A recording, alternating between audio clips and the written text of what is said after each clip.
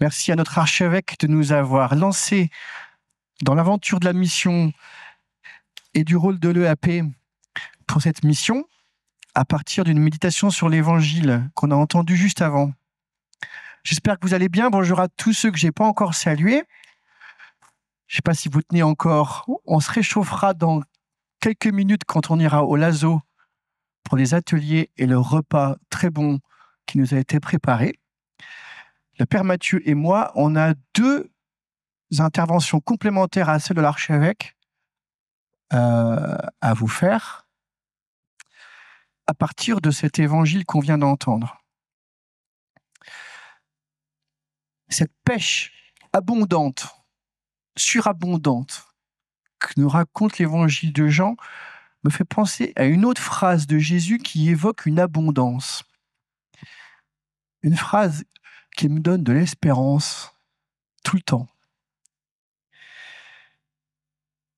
C'est dans l'évangile de Jean aussi, au chapitre 4, Jésus dit « Levez les yeux, ne voyez-vous pas les champs mûrs pour la moisson ?»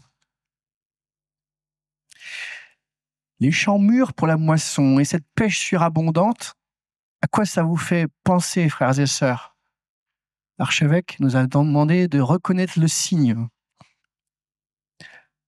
N'est-ce pas que ça nous fait penser, cette abondance émergente, à l'afflux des catéchumènes dans nos communautés?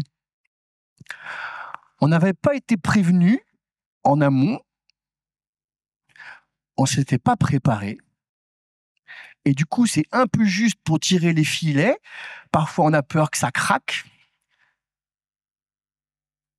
mais sans cesse, comme Jésus nous invite à la confiance, parce que c'est lui qui nous l'a demandé, on s'accroche, et l'évangile nous dit que les filets y tiennent.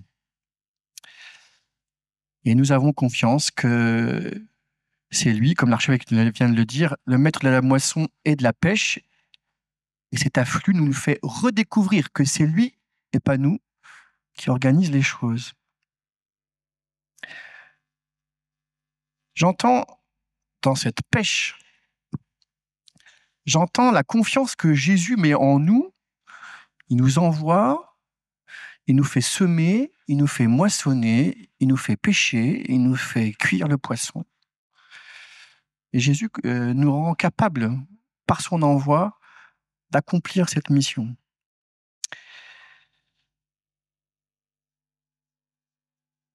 Cette pêche, ces moissons, elles donnent de la joie.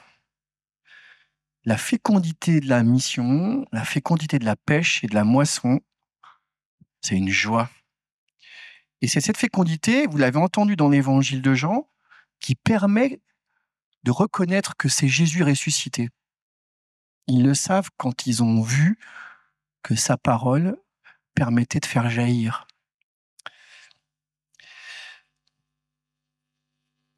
Alors, comment cette fécondité de la mission, comment elle émerge? Dans l'évangile qu'on vient d'entendre, j'ai retenu 4 attitudes spirituelles qui, se croisant, permettent cette pêche miraculeuse. La première attitude spirituelle, c'est l'écoute de la parole de Dieu. Jetez les filets, dit Jésus, même si ça paraît déroutant. La deuxième attitude spirituelle, c'est l'attitude humble, mais tonique. Ils font ce que dit Jésus. Ils jettent les filets, ils travaillent en équipe. On vient d'entendre notre évêque nous en parler. Troisième attitude spirituelle qui permet la pêche, le désir. Ils avaient envie de pêcher. Ils étaient partis pour pêcher. Pierre a dit, moi, j'y retourne. Et c'est ça qui enclenche que les autres y vont avec lui. Troisième attitude spirituelle, la persévérance. Toute la nuit, ils avaient pêché, il n'y a rien qui est venu. Mais ils ont continué, telle une espérance, une attente, une prière. Comme une prière, persévérer dans l'attente d'un don, d'un cadeau. et c'est le débordement qui advient. Voilà, frères et sœurs, ces 4 attitudes spirituelles ce que j'entends dans cette page d'évangile, qui permet la fécondité de la mission. Alors concrètement, nous avons un afflux massif de catéchumènes persistant et toujours en augmentation dans notre diocèse, et c'est comme ça partout en France. Alors on est obligé, c'est le réel, on est obligé de faire un changement massif dans notre accueil des catéchumènes. C'est une priorité. Elle émerge, elle n'était pas planifiée, mais c'est la priorité en ce moment. Et c'est pour cela que notre archevêque a publié l'été dernier, enfin il y a 1 an, des orientations sur l'initiation chrétienne. Je vous invite à les lire, à les relire et à les mettre en œuvre. Elles sont stimulantes et elles nous aident à bouger, à nous adapter pour le temps qui est le nôtre. À mon avis, c'est la grande priorité, c'est-à-dire que c'est vraiment très important et c'est urgent pour les semaines et les mois qui viennent. On ne va pas attendre dans 2-3 ans d'avoir réussi à bouger. C'est tout de suite, à mon avis, qu'il faut répondre. Alors vous, les EAP, vous n'êtes pas, pour le catéchuménat, responsable de tout faire vous-même, mais vous êtes responsable d'appeler et d'envoyer des personnes, d'une part.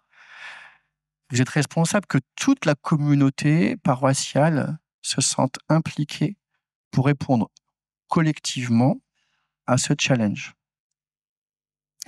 Et parce que vous aurez persévéré, dans quelques mois, dans quelques années, vous saurez que vous aurez réussi quand ceux que vous accueillez en ce moment auront été rendus capables par votre accompagnement de devenir, eux aussi, après vous, des disciples missionnaires.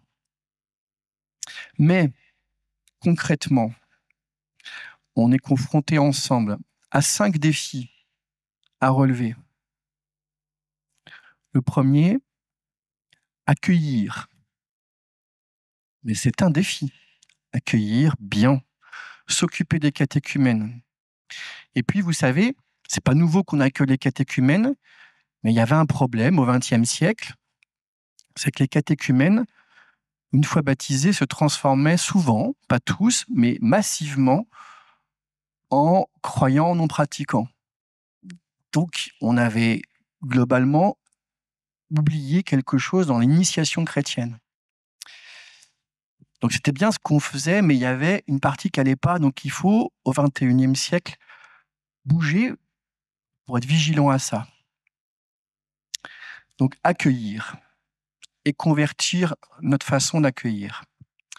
Deuxième défi, devenir des frères et des sœurs des catéchumènes. Pas après le baptême, au bout d'1 an ou 2, sinon on ne les connaît pas. Tout de suite. La fraternité est structurelle de la vie chrétienne et du sacrement du baptême. Et donc, elle doit donc être vécue dès le début.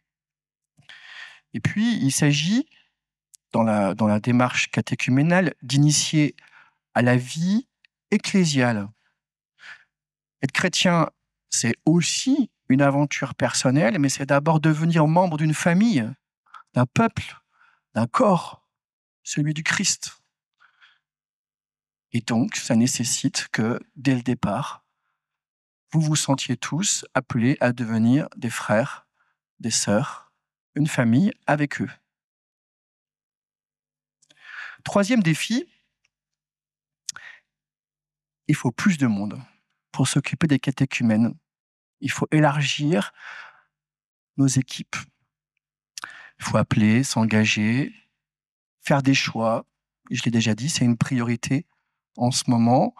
Et il ne faut pas penser que c'est la préoccupation de la seule équipe du catéchuménat, mais c'est l'affaire de tous. Chacun à sa manière dans la communauté doit être impliqué, notamment dans la fraternité et le témoignage. Quatrième défi, c'est le cœur du catéchuménat, il faut initier à la vie chrétienne. Pas juste à la foi en Dieu, mais à ce que c'est, dans les différentes dimensions de l'Évangile, qu'être chrétien, que vivre en chrétien. Pas juste la foi, mais la vie chrétienne dans toute sa largeur. Cinquième défi, pour nous, un défi de foi. Quels sont les fondamentaux de la vie chrétienne? Comment nous, on est capable d'accompagner d'autres à devenir des chrétiens? C'est un défi pour notre foi, pour notre compréhension de notre foi et notre capacité à la faire découvrir et à grandir. Mais vous vous rendez compte que c'est aussi un cadeau pour nous que d'être obligés, sommés, de répondre ainsi pour accompagner les catéchumènes. Ces défis, ces 5 défis sont magnifiques, chacun en soi. Ils nous recentrent sur l'essentiel, sur l'Évangile. C'est un cadeau pour nous, je viens de le dire. Les catéchumènes sont là, ils affluent chaque semaine, nous disent les curés et un certain nombre d'entre vous. Plusieurs dizaines dans notre diocèse frappent à la porte. Une réponse de notre part est requise, d'émerveillement, d'amour, de fraternité, de témoignage de foi. Une réponse urgente et massive. N'ayons pas peur. L'Esprit Saint qui a suscité cela dans le cœur des catéchumènes suscite aussi en même temps en nous notre capacité à les accompagner, le même Esprit Saint. Je pense que l'aventure que nous avons à vivre en ce moment, c'est de devenir un peuple d'Anani. Vous vous rappelez, Anani, c'est celui qui accueille Paul après son expérience sur le chemin de Damas. Belle mission d'Anani, frères et sœurs.